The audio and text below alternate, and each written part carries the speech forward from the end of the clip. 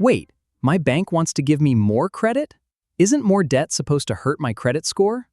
Why would they do that? Honestly, this sounds dangerous. More credit means more debt, right? Shouldn't that make my credit score worse instead of better? Hold on. I still owe the same $300. The only thing that changed is the total amount of credit available to me. Oh, now I get it. Credit scores don't just look at how much I owe. They also look at how much of my available credit I'm using. That's called credit utilization. So keeping the same balance while having more available credit can actually lower my utilization ratio, and lower utilization is usually better for my credit score.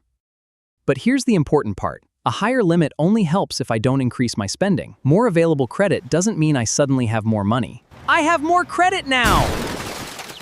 Now I understand. Raising my credit limit doesn't automatically improve my score, but if I keep my spending under control, lower utilization can work in my favor.